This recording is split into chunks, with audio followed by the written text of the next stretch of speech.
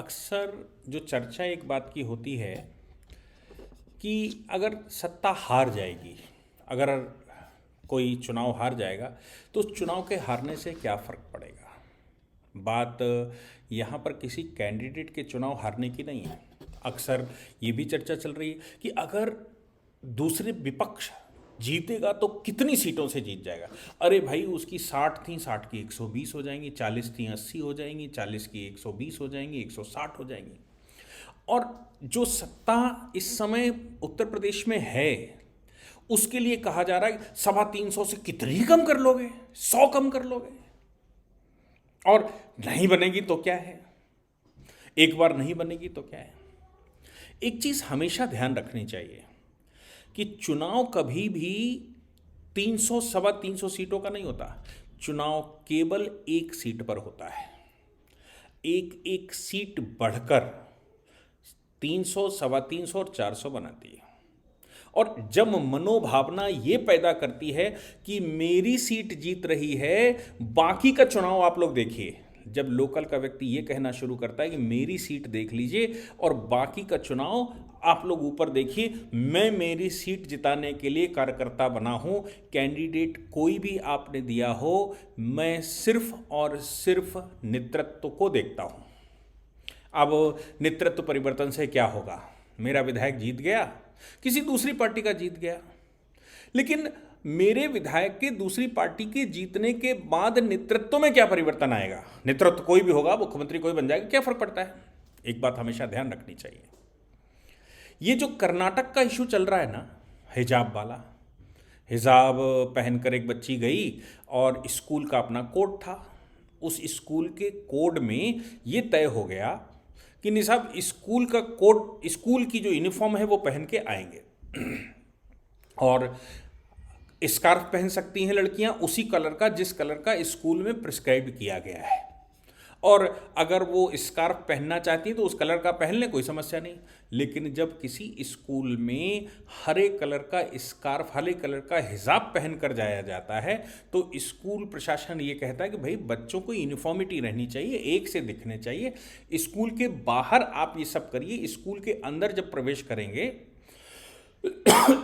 तो स्कूल के अंदर सबको एक सा रहना है। इसी का मतलब तो स्कूल होता है। स्कूल और क्लास से मतलब क्या है कि एक क्लास, एक स्कूल, एक सी विचार, एक सी पढ़ाई, एक सा व्यवहार, और राष्ट्र में तरक्की करने के लिए जो आवश्यक चीजें हैं, जो उस क्लास को क्वालिफाई करने की आवश्यकता है, वो पूरी करेंगे।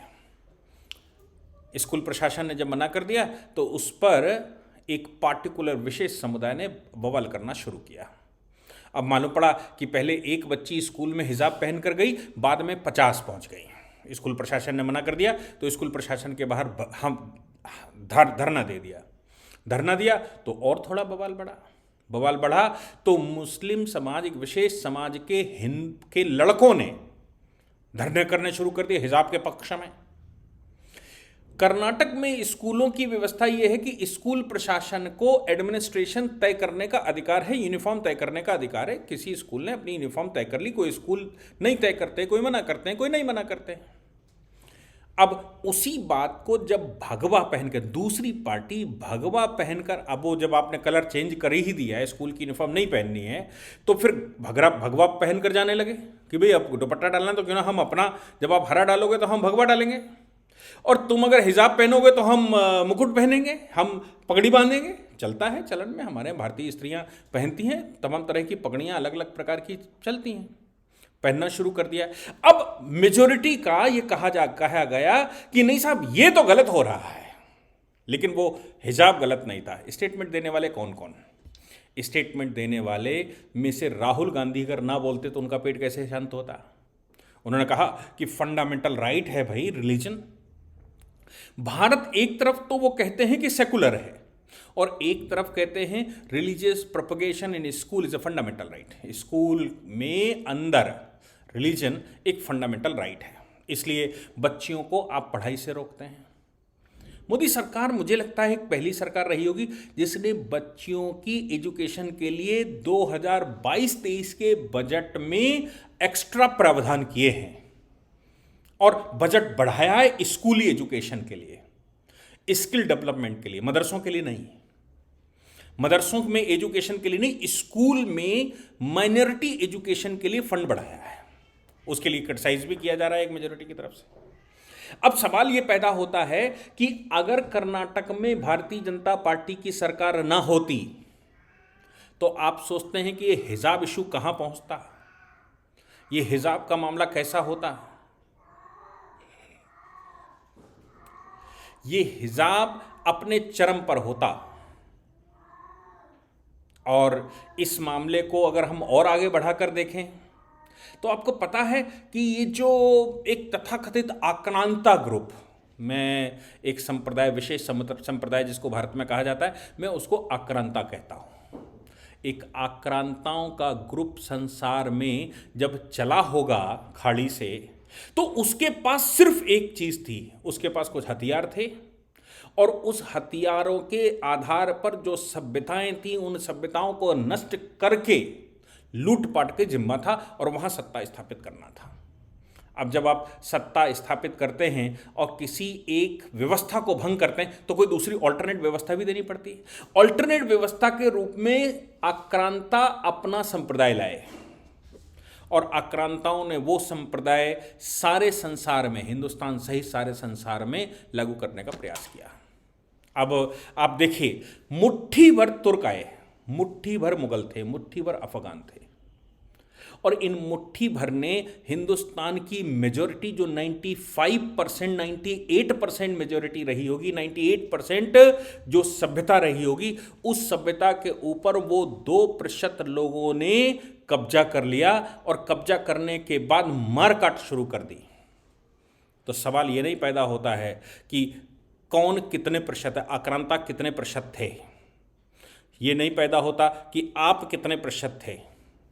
जो सबसे महत्वपूर्ण बात समझने की है वो ये है कि आक्रांताओं ने सत्ता पर कब्जा किया और सत्ता पर कब्जा करने के बाद 800 वर्षों तक वो आक्रांता चाहे अपने आप को मुसलमान कहते हों, वो आक्रांता चाहे अपने आप को ईसाई कहते हों, चाहे वो फ्रेंच कहते हों या फिर वो अंग्रेज कहते हों, वो सारे आक्रांता थे। उन्होंने सभ्यता नष्ट की और सभ्यता नष्ट करके अपनी जो भी रिलीजन लेकर आए थे उसको यहां बढ़ावा दिया, मारकाट शुरू की, जो कर सकते थे वो सब कुछ किया। माताओं बहनों के साथ गलत किया, समाज के साथ गलत किया, जातियों के साथ गलत किया, संप्रदायों के साथ गलत किया और उन्होंने अपनी सत्ता के आधार पर हिंदुस्तान में जो आज समस्याएं आपको दिखाई पड़ रही हैं, आक्रांताओं की जो आतंक की सिचुएशन दिखाई पड़ रही, वो सिर्फ 2-3% लोग थे जिन्होंने सत्ता कब्जा करके ये सब कुछ किया था। तात्पर्य कहने का क्या है? तात्पर्य यह है कि जो 2% लोग आए थे सत्ता में यहां हासिल करने के लिए, आक्रांता आए थे तलवार की दम पर जिन्होंने सत्ता हासिल की थी, वो 2% लोगों के अपने कारिंदे भी रहे होंगे। उन्होंने हिंदुस्तान के लोगों को ही गवर्नर बनाया होगा, हिंदुस्तान के लोगों को ही नवाब भी बनाया होगा, हिंदुस्तान के लोगों को ही उन्होंने राय बहादुर भी बनाया होगा, राय साहब भी बनाया होगा, हिंदुस्तान के लोगों को जज भी बनाया होगा, हिंदुस्तान के लोगों को कहीं ना कहीं दीवान भी बनाया होगा। अब वो अलग बात है कि कुछ कन्वर्ट होकर बने होंगे, ज़्यादा औहदा, ज़्यादा मनसब प्राप्त किया होगा, और कुछ बिना कन्वर्ट हुए भी रहे होंगे, क्योंकि 2% आक्रांता बैठे थे, उन्होंने पूरे हिंदुस्तान को रक्त रंजित कर दिया और हिंदुस्तान के लोग भी उनको साथ दे ही रहे होंगे। जो मैं कहना चाहता हूं वो ये है कि जो कैंडिडेट आपके पास है वो कैंडिडेट तो एक माध्यम है, आपका वोट तो नेतृत्व के पास जाता है। नेतृत्व किसका था? नेतृत्व मुगलों का था, नेतृत्व कभी अकबर का था, तो कभी शाहजहां का था, तो कभी जहांगीर का था, तो कभी औरंगजेब का था, तो कभी बहादुर शाह का था, कभी बेलेज अली का रहा होगा, तो कभी क्वीन मेलजाबेथ का रहा होगा। नेतृत्व ने तय किया कि देश कैसे चलेगा और लोग कैसे रहेंगे। लोग जो यहां शासन करने के लिए भेजे गए होंगे उनकी भावना आपके साथ हो सकती है, उनके मन में, उनके पास हृदय भी रहा होगा, उनकी आपके साथ यारी दोस्ती मित्रता भी रही होगी, आपके बीच में शासन कर रहे होंगे, लेकिन वो कर क्या रहे होंगे?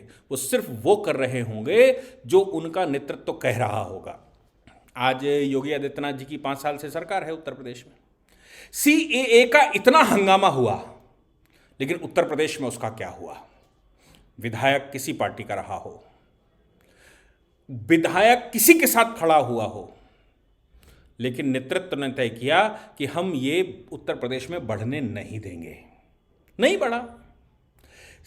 किसान मूवमेंट की बात कही गई, नेतृत्व ने तय किया, उत्तर प्रदेश सरकार ने तय किया हम इसको कैसे डील करेंगे, उन्होंने डील कर लिया। और वहीं पर जब मुलायम सिंह की सरकार रही होगी, आप सोच कर देखो, मुलायम सिंह की सरकार रही होगी, तब ये इस्लामिक पार्टी नहीं थी, तब ये आक्रांताओं के सपोर्ट से चलने वाली पार्टी नहीं थी समाजवादी। जब मुलायम सिंह सत्ता में थे तो क्या था? मुलायम सिंह के साथ तो ये सपोर्ट बाबरी ढांचे के गिरने के बाद आया। बाबरी ढांचा गिराते समय, कार सेवा चलते समय जो गोली चली, उस गोली चलने के बाद वो लोग साथ में आए, क्योंकि उनको लगा कि यही व्यक्ति है जो मेरा साथ दे सकता है। लेकिन सोचना क्या है? सोचना यह है कि मुलायम सिंह ने जो गोलियां चलाई वो सत्ता ने चलाई। भले ही मुलायम सिंह के अपने विधायक ये कह रहे होंगे, नो डाउट, निश्चित रूप से कह रहे होंगे, अपने बुजुर्गों से पूछ कर देखो कि नेताजी गलत कर रहे हैं, नेताजी गलत कर रहे हैं। ये हर व्यक्ति कह रहा था, उनके अपने सांसद, उनके अपने विधायक, उनके अपने घर के लोग कह रहे थे। लेकिन मदान्धता में चूर मुलायम सिंह उस समय गोलियां चलवा रहे थे तो लोग उनके साथ हो लिए, एक आक्रांता वर्ग उनके साथ हो लिया और ये कहने लगा कि बाबरी ढांचा शहीद हो गया, हम दोबारा बना लेंगे। ओवैसी जैसे लोग कह रहे हैं बना लेंगे। ये कह रहे हैं वो कि प्रशासन, जब ओवैसी ये कहता है कि प्रशासन हटा लो 15 मिनट के लिए, तो प्रशासन किसको कहते हैं? प्रशासन तो सत्ता को ही कहते हैं ना। सत्ता जिसके नेतृत्व में काम कर रही होती है, देश उस तरफ जाता है। उसका तरीका अच्छा खराब हो सकता है।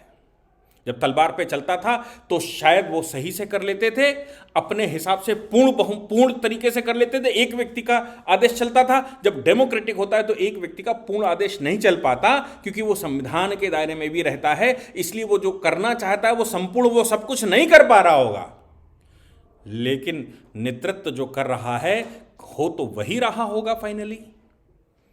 ये जो पश्चिमी उत्तर प्रदेश में आपने मुजफ्फरनगर के दंगे देखे, बरेली के दंगे देखे, कानपुर के दंगे देखे, गोरखपुर में दंगे देखे, आपने कभी लखनऊ में दंगे देखे, झांसी में दंगे देखे, अलीगढ़ में दंगे देखे, मुरादाबाद के दंगे देखे होंगे। ऐसा कोई वर्ष नहीं जाता था जहां इन शहरों में से कहीं दंगा ना होता हो। कौन करता था ये दंगा? नेतृत्व जो कर रहा है, जो मुख्यमंत्री बना बैठा है, वो उस वर्ग के लिए उदासीन हो जाता है। आक्रांताओं के लिए जब वो उदासीन हो जाता है, भले ही वो किसी जाति धर्म का हो, उदासीन हो जाता है, तो वो समाज जो आक्रांता प्रवृत्ति का है वो अपने अरमान पूरे करता है। और उदासीन मुख्यमंत्री जो बैठता है वो उनका सपोर्ट खुलकर ना करे तो शांत हो जाता है, तो इतने में गलत हो जाता है। बच्चियों के साथ जब गलत होता है तो वो केवल इतना स्टेटमेंट दे दे कि बच्चे हैं, गलती हो जाती है। आप सोचते हो कि इसका प्रभाव क्या पड़ता होगा प्रदेश पर, कि कम से कम मैं सत्ता के साथ हूं, मैं सत्ता का सपोर्ट करने वाला हूं, मुझे तो संरक्षण मिलेगा ही मिलेगा, किसी और को मिले ना मिले। एक पार्टिकुलर विशेष समुदाय को तो यह लगेगा ही कि मुझे समर्थन तो मिलेगा ही मिलेगा। जब हम समर्थन नहीं दे रहे थे तब गोली चल रही थी, और अभी तो हम समर्थन दे रहे हैं, हम सत्ता हासिल करवाएंगे तो कोई बैठा हो। दूसरी बात इकोनॉमी की करते हैं। हालांकि उत्तर प्रदेश सरकार इस समय देश की तीसरे नंबर की सरकार है और केंद्र की सरकार ने संसार में जो फास्टेस्ट इकोनॉमी का अपने आप को सिद्ध किया है, और जो विश्व में हम 3 ट्रिलियन के तरफ पहुंच रहे हैं, सिद्ध किया है इंफ्रास्ट्रक्चर के मामले में। पूरा विश्व इस पर तारीफ कर रहा है। लेकिन मैं ये मान के चलूं कि अगर कुछ भी ना हुआ होता तो मुगलों के समय पर आपको कितने की पेट्रोल मिल रही थी, कितने की सब्जी मिल रही थी, और कितना अनाज किसानों को मिल रहा था, और कितना किसान अनाज अपने घर में रख पा रहा था। आपको अंदाजा है कि किसान उगाता था और लूट कर ले जाते थे। आप अगर इकोनॉमी बढ़ा लेंगे, आप अपनी आमदनी बढ़ा लेंगे, आप अपने बहुत कुछ समृद्ध हो जाएंगे, तो मुट्ठी भर आक्रांता आपके घर से सामान लूट कर ले जाते थे। जरा ज्यादा गलत आप उनका विरोध करें तो आपकी माताएं बहनें भी उठा कर ले जाते थे। मुट्ठी भर आक्रांताओं ने पूरे विश्व को रौंद दिया, हिंदुस्तान को रौंदा, 800 वर्ष तक रौंदा। इसलिए ये देखना कि गवर्नर कौन है, ये देखना कि मेरा विधायक कौन है, ये देखना कि मेरा सभासद कौन है, ये देखना कि मेरा सांसद कौन है, व्यक्तिगत रूप से कितना अच्छा है, कितना खराब है, कितना पोटेंशियल है तो आपके लिए एड ऑन है। लेकिन अगर वो पोटेंशियल नहीं है, बिल्कुल नपुंसक है, तो सत्ता तो है ना, नेतृत्व तो है ना। आपके साथ बहुत अच्छा अगर आपका जनप्रतिनिधि नहीं करवा सकता, तो कम से कम अगर उस पार्टी का जिसकी साथ सत्ता है वो गलत आपके साथ नहीं होने देगा, कैसे भी दबाव बनाकर आप काम करवा लेंगे, वो विचारधारा का दबाव मानेगा। वो आपका विरोधी हो सकता है, आपका अपनी व्यक्तिगत दुश्मनी उसकी हो सकती है। क्यों? क्योंकि इंसान है, इंसान अच्छा खराब होता है, इंसान का नेतृत्व भी अच्छा खराब होता है। लेकिन अगर वो प्रतिनिधि जो आपको पसंद नहीं है, लेकिन वो भारतीय जनता पार्टी ने उसको टिकट दिया है, वो आपके साथ गलत कर सकता है क्या? एक विचारधारा के मातहत वो गलत तो कर ही नहीं सकता, लेकिन आपका पसंदीदा कैंडिडेट है, बड़ा अच्छा आपका मित्र है, आपका अपना सगा बड़ा भाई है। मैंने यहां तक देखा है मुगलों की सत्ता में कि दारा शिको की गर्दन उतारी थी औरंगजेब ने। क्यों? क्योंकि उसकी अपनी महत्वाकांक्षा है, अपने सगे भाई की गर्दनें उतारी हैं। इसलिए मैं कहता हूं कैंडिडेट मेरा अच्छा नहीं है, मेरी मित्रता नहीं है, मेरा सगा भाई है, तो वो सगा भाई भी क्या जो नेतृत्व करने वाला है उसके नेतृत्व के परे जा सकता है? क्या वो हमारा संरक्षण, मेरा सगा भाई मेरा संरक्षण अगर भारतीय जनता पार्टी में ना होकर वो समाजवादी पार्टी से लड़ रहा हो और समाजवादी सरकार बैठी हो और वो सरकार मुलायम सिंह जैसे लोगों की बैठी हो जो गोलियां चलवा रहे हो, तो क्या मेरा बड़ा भाई भी मेरा संरक्षण कर पाएगा? भले ही वो मेरा बड़ा भाई है, बहुत कुछ मेरा अगर सपोर्ट करेगा तो इस्तीफा दे देगा, लेकिन आप ये कहें कि वो मेरे साथ इंसाफ कर पाएगा, वो नहीं कर सकता। क्योंकि इंसाफ तो केवल नेतृत्व कर सकता है, नेतृत्व का विचार कर सकता है, नेतृत्व की भावना कर सकती है, और जो नेतृत्व आपका सपोर्ट कर सकता है वो कोई नहीं कर सकता। क्योंकि एडमिनिस्ट्रेटिव मशीनरी किसके आधार पर चलती है? आपके सत्ता में आपके विधायक जी हो सकते हैं, लेकिन डिस्ट्रिक्ट मजिस्ट्रेट किसके आदेश पर चलेगा? एसएसपी किसके आदेश पर चलेगा? कमिश्नर किसके आदेश पर चलेगा? पुलिस का थानेदार किसके आदेश पर चलेगा? किसकी कौन सी विचारधारा पर काम करेगा? वही डिस्ट्रिक्ट मजिस्ट्रेट था, वही एसएसपी था, वही कमिश्नर था, वही पुलिस वाला था, वही आपका दरोगा था, लेकिन सत्ता परिवर्तन के समय पर क्या पोजीशन थी तब देख लीजिए, और सत्ता परिवर्तन जब हो गया और योगी आदित्यनाथ जी की सरकार बन गई तब उसकी क्या पोजीशन हुई उसी इंस्पेक्टर की, वो आपको दिखाई दे रहा होगा। कहने के लिए कह सकते हो कि इंस्पेक्टर को फुल पावर दे दी सरकार ने, लेकिन सरकार ने जो फुल पावर दी तो क्या पिछली सरकार की तरह कहीं गाड़ी पर आगे बांधकर मारा तो नहीं कि एडमिनिस्ट्रेटिव मशीनरी भंग कर दी गई हो? अगर टोपी वाला आ गया और यादव वर्सेस टोपी हो गया तो टोपी वाले की मानी जाएगी, क्योंकि सत्ता मानकर चल रही कि इनका 16% वोट के आधार पर ही मेरी सत्ता बनी है, ये यादव बंधु तो 5%, 10%, 8%, 3% है, इनसे सत्ता नहीं हासिल होगी, सत्ता तो इनसे हासिल होगी, इसलिए इनका सपोर्ट करना मेरी मजबूरी है। आप सोचिए कैसा होता है दबाव।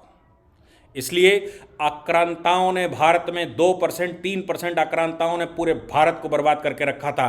नेतृत्व का प्रभाव होता है, हमें देखना चाहिए कि नेतृत्व किसका है और कौन हमको चलाने वाला है, सत्ता कैसे चलने वाली है। जिस दिन आप ये तय कर लेंगे कि जो आक्रांता हैं, आक्रांताओं का संप्रदाय आक्रांताओं ने तय किया था, और उस संप्रदाय का जितना विस्तार संघ में देश में हुआ, संसार में हुआ, वो सारा विस्तार तलवार की दम पर हुआ था। तो सत्ता तय करती है कि धर्म क्या होगा, संस्कृति क्या होगी, मंदिर खुलेंगे कि नहीं खुलेंगे, मंदिरों में घंटी बजेगी कि नहीं बजेगी, लाउड स्पीकर तेज होंगे कि धीमे होंगे, लाउड स्पीकर चलेंगे कि नहीं चलेंगे, अजानें होंगी कि नहीं होंगी, नवाजें होंगी कि नहीं होंगी, और मंदिरों में पूजा होगी कि मस्जिदों के अंदर अजान होगी।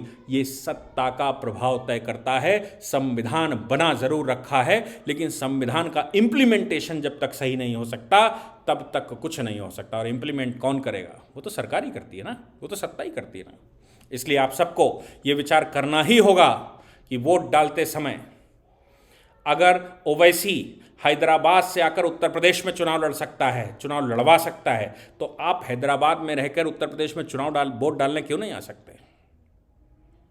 आप तमिलनाडु में रहकर वहां दुनिया के भाषण करते हो, अपने घर में एक 200, 400, 500, 1000, 5000 रुपए खर्च करके वोट डालने आना है। सिर्फ तुम्हारा इतना सा रोल है कि अपने परिवार का संरक्षण, बाकी घर के लोग यहां पर रहते हैं, उनका संरक्षण सिर्फ इस बात में है कि मैं 5 लोगों के साथ तमिलनाडु में रहता हूं और मेरे 5 वोट पड़ने से मेरे घर के 15 लोगों की सिक्योरिटी बढ़ती है। तो क्या आप इतना भी सेक्रीफाइस नहीं कर सकते कि 5 वोट डालकर अपने घर के 15 लोगों को सिक्योर कर ले? अपनी जाति पर रोने वाले लोग अपनी जाति को सिक्योर कर लें, हिंदुत्व पर रोने वाले लोग हिंदुत्व को सिक्योर कर लें। सुनने में आया है कि रेलवे की जो वो है रिजर्वेशन, वो रिजर्वेशन पार्टिकुलर जिन दिनों में चुनाव है उन दिनों में वहां की ट्रेनों पर एक व्यक्तिगत पार्टिकुलर समुदाय के लोगों की टिकटें खूब हुई हैं, वो पूर्ण रूप से वहां आने वाले हैं। ये हम सबको विचार करना पड़ेगा।